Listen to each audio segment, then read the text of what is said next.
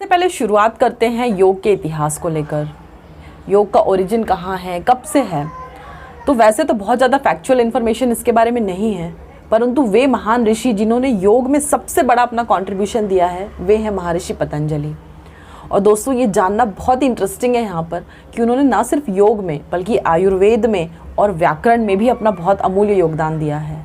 जी हाँ, उन्होंने जिन 3 अमूल्य धरोहरों को इस संस्कृति को प्रदान किया वो है व्याकरण, यानी कि भाषा का सही उपयोग, उसका सही उच्चारण, व्याकरण भाष्य उन्होंने दिया।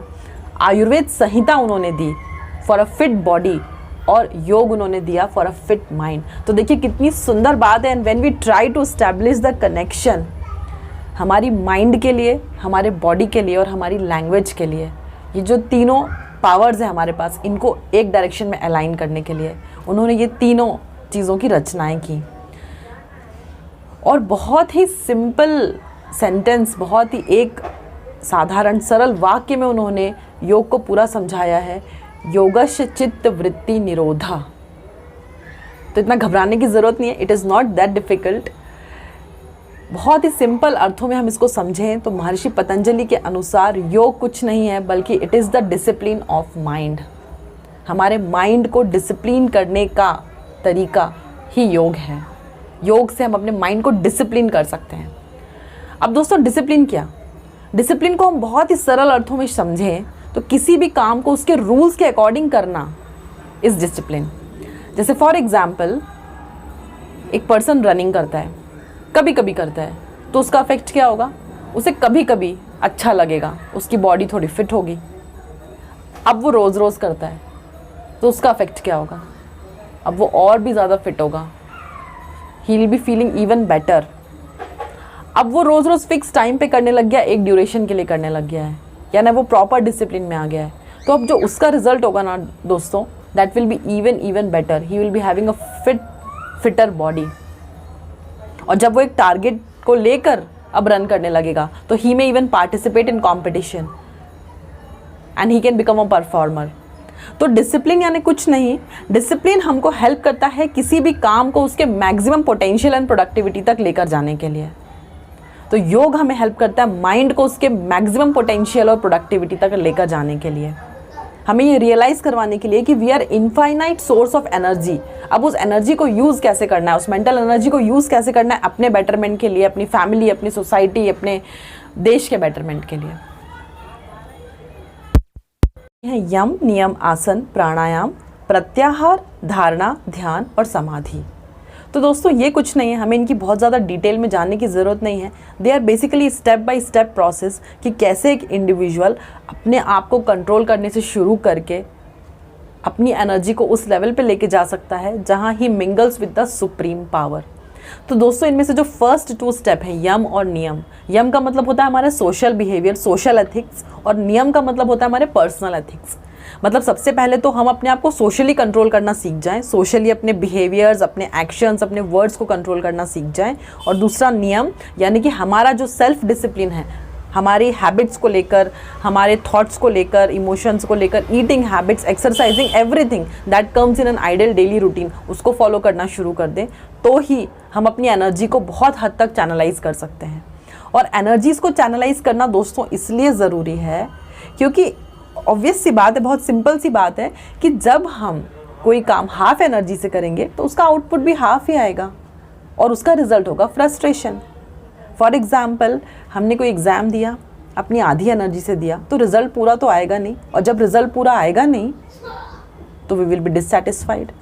बिकॉज डायरेक्टली और इनडायरेक्टली हम सब अपनी मैक्सिमम प्रोडक्टिविटी अटेन करना चाहते हैं, पर क्योंकि हम नहीं कर पाते हैं इसलिए हमें बहुत ज़्यादा फ्रस्ट्रेशन आता है। और आजकल की लाइफ इतनी ज़्यादा स्ट्रेसफुल है, हमारे पास इतने सारे काम होते हैं, इतने ज़्यादा मल्टीटास्किंग हमको बनना पड़ता है कि हम कोई भी काम मैक्सिमम पोटेंशियल से नहीं कर पाते, और यही कारण बनता है और ज़्यादा स्ट्रेस का। And in this yoga helps, it basically helps in aligning our thoughts, our words and our actions. और जब ये तीनों एक ही डायरेक्शन में चलते हैं ना तो we get the maximum peace. और इसका सबसे अच्छा एग्जाम्पल होता है दोस्तों छोटे बच्चे। अगर आपने उनको देखा होगा, छोटे बच्चे जब हंसते हैं ना, they have a divine smile. पता है क्यों? Because their entire energy is in that laugh. वो जो भी काम करते हैं ना वो पूरी एनर्जी से करते हैं, उनकी एनर्जी कभी भी डाइवर्टेड नहीं होती है, और इसीलिए उनका एक एक एक्ट हमको इतना ज़्यादा अट्रैक्ट करता है। जैसे जैसे हम बड़े होते जाते हैं ये कम होता जाता है। और एक बहुत ही इंटरेस्टिंग इन्फॉर्मेशन यहाँ से आपसे शेयर करती हूँ कि एक छोटा बेबी जो होता है वो ऑन एन एवरेज दिन में 400 टाइम्स स्माइल करता है, एक adolescent approximately 17 to 80 times, an adult occasionally. जबकि हम जॉयफुल रहना चाहते हैं, we all want to be happy, we all want to be smiling, पर जैसे जैसे हम बड़े होते जाते हैं हमारी एनर्जीज डाइवर्ट होती जाती हैं एंड देयरफॉर हम ज़्यादा स्ट्रेस आउट हो जाते हैं।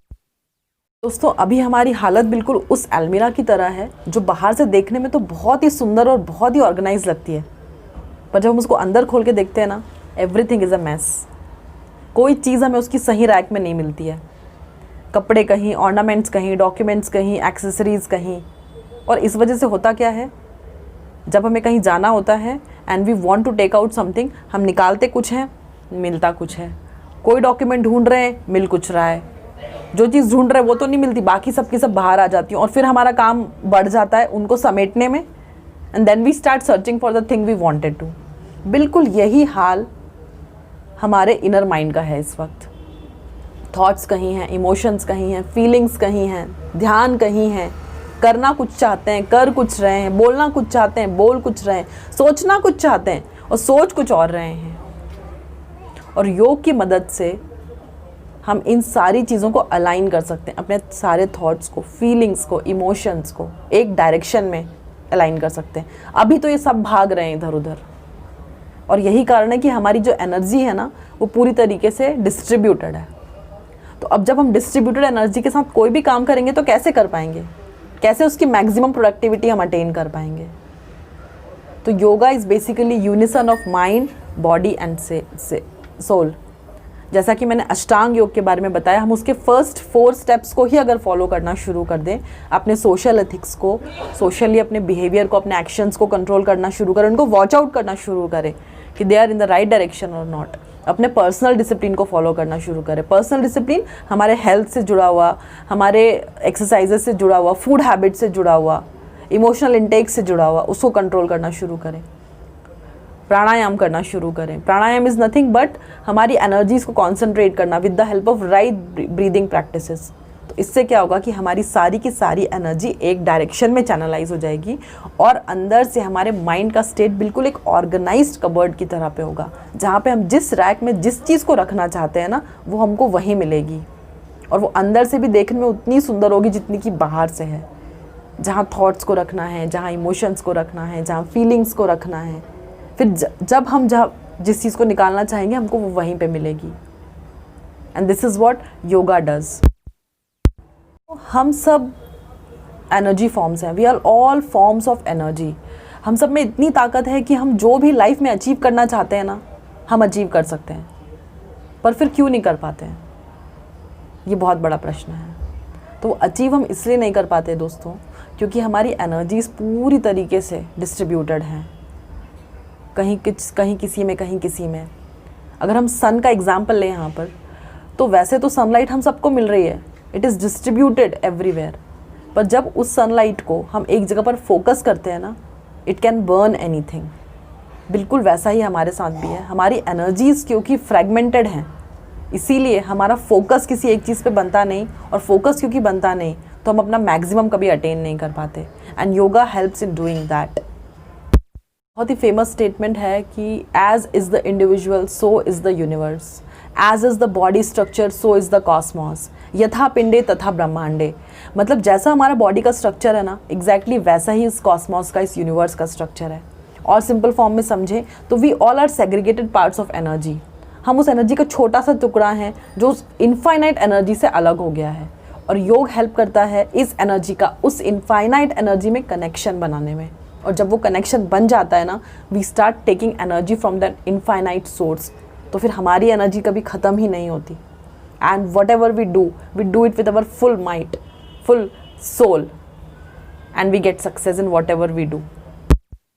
इसलिए दोस्तों जब हम योग करते हैं, योग रोज़ प्रैक्टिस करते हैं, तो धीरे धीरे हमारा मेंटल, बॉडी और सोल का एलिनेशन स्ट्रॉन्ग होता जाता है, और फिर हम जो भी काम करते हैं बहुत जॉयफुली करते हैं।